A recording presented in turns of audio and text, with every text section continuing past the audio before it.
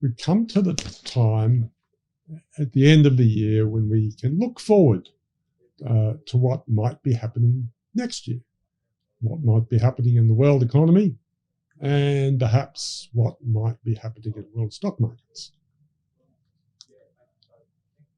The most popular forecast of this year, 2023, was that the US economy was going to fall into recession. And this is because the Federal Reserve has been increasing the Fed funds rate, tightening monetary policy since the early months of last year. And it was thought that would generate a fall in growth this year to about, I think the Federal Reserve a year ago thought it would be 0.8%. But instead, the US economy is very strong. The US economy looks like it's grown by 2.4% this year. And the reason is that the US economy is so strong is because of the US budget deficit. About this time last year, the outgoing congressional group led by Nancy Pelosi, who was then Speaker of the House, passed two very important bills on the way out. One was the Inflation Reduction Act, which does everything except reduce inflation. And what it really is, the Inflation Reduction Act, is the Energy Transition Subsidy Act.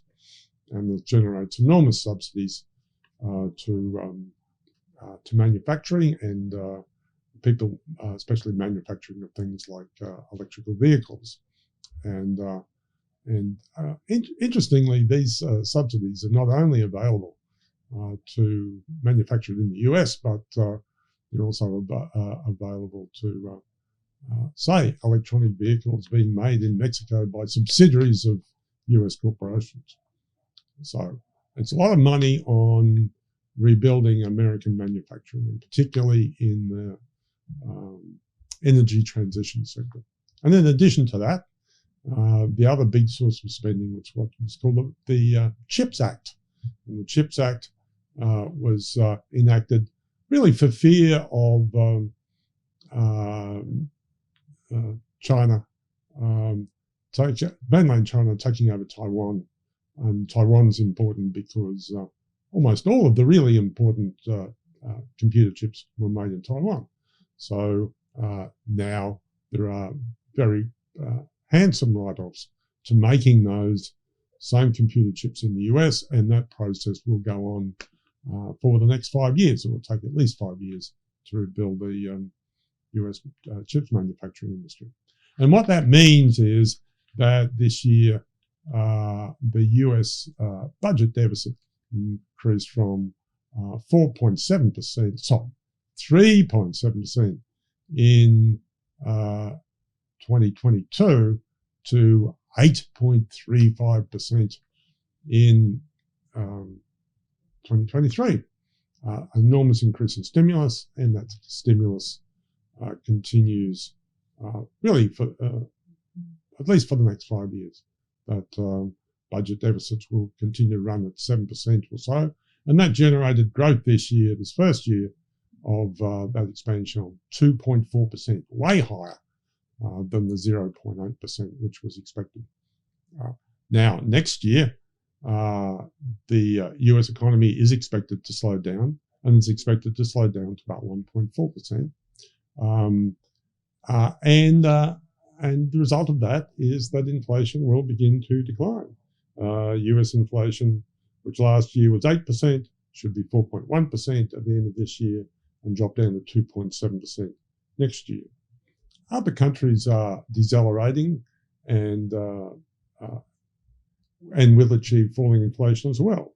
In the euro area, inflation last year was 8.4%.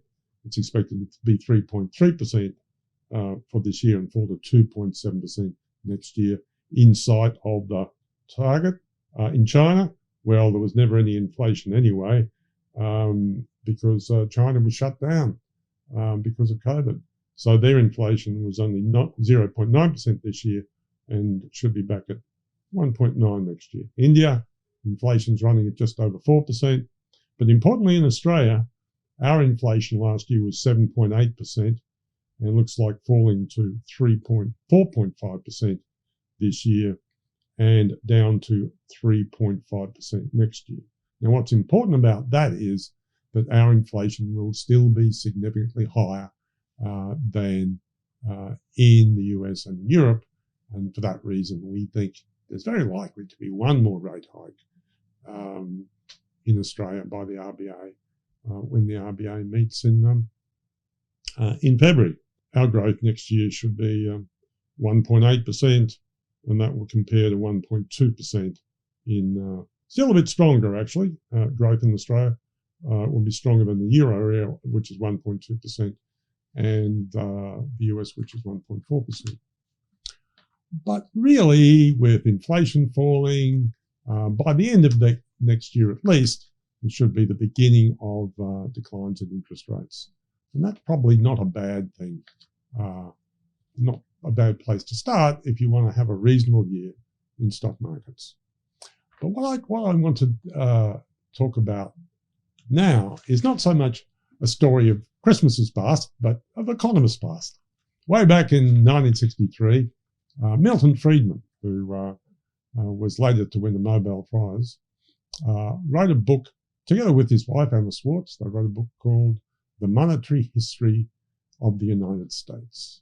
And in that, Milton Friedman made a very important contribution in explaining that great stock market crash, which everybody still talks about, the stock market crash of 1929. And what was it caused by? Was it caused by a solvency problem of US corporations? Were they going broke? Or was it caused by a liquidity problem? That is to say, the amount of money that was around to drive stock markets up or down. Was it tightening very dramatically? And was it that liquidity event which generated the stock market crash of 1929? After a very well-written book, which I thoroughly recommend you read if you have problems sleeping, Milton Friedman and Anna Swartz concluded that, in fact, it was a liquidity event. And they generated a measure of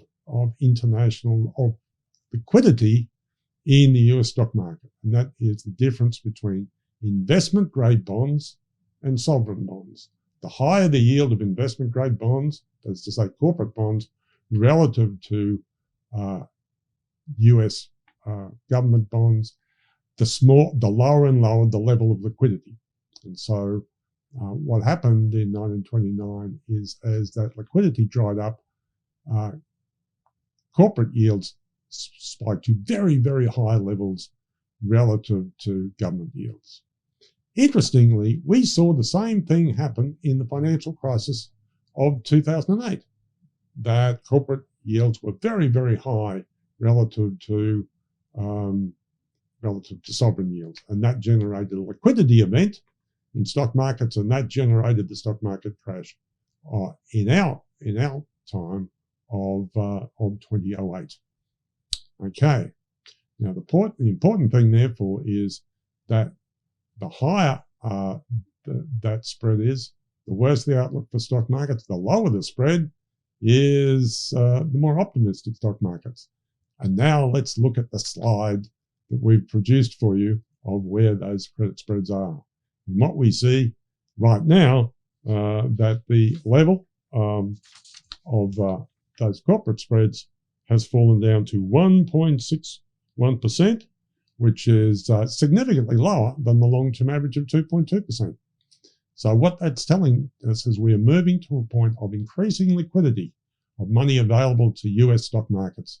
And of course, the US wholesale market is where money comes from for, say, when Australian banks want to raise money for Australian housing, all those sorts of things. But as that spread goes down, there's more and more liquidity in stock markets, and stock markets will have a rosier future as we go into 2024. Right now, the level of that spread is the lowest since 2007. And that means we're going to have a pretty good year as for stock markets as we go into the first half of 2024. So growth will slow, inflation will fall, hey, and there'll be money flowing into stock markets. And Merry Christmas and a Happy New Year to you all.